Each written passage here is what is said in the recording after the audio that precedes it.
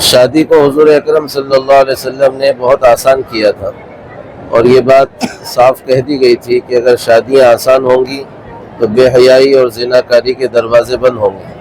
اور شادیاں اگر مشکل کر دی جائیں گی تو اس کے نتیجے میں بے حیائی اور زناکاری تو پھیلے گی ہی،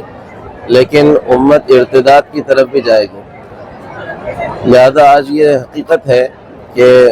فضول خرچیاں اور ایسے رسم و رواج جن کا اسلام اور دین سے کوئی تعلق نہیں ہے وہ ہماری نکاحوں میں بڑھتے چلے جا رہے ہیں۔ اس موقع پر ہم سب کو مل کر اس بات کو فکر مندی کے ساتھ لینا چاہیے کہ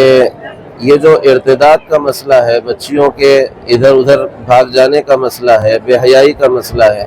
اگر غور کریں تو اس کی سب سے بڑی وجہ شادی کا مشکل کر دیا جانا ہے۔ لہذا اس میں سمجھتا ہوں کہ سب سے اہم کردار امت کے مالدار طبقے کا ہے۔ غریب آدمی شادی بھی کرتا ہے تو لوگ کہتے ہیں بھئی اس کے پاس پیسہ نہیں ہے اس لیے نہیں کیا، لیکن اگر مالدار لوگوں نے اپنی شادیوں کو سادگی کے ساتھ انجام دیا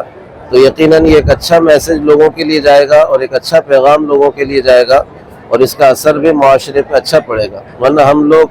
عام طور پر مالدار لوگ بولتے ہیں شادی سادی ہونی چاہیے، اور جب خود کے موقع آتے ہیں تو اس موقع پر اتنے اخراجات ہوتے ہیں، فضول خرچیاں اور کمپٹیشن ہوتی ہے کہ لوگ کہتے ہیں کہ پھر اس کے پیچھے اپنے کو جانا چاہیے۔ اس لیے میں سمجھتا ہوں کہ اس موقع پر دانشور طبقہ، سمجھدار طبقہ، مالدار طبقہ، انہوں نے قدم اٹھانا چاہیے۔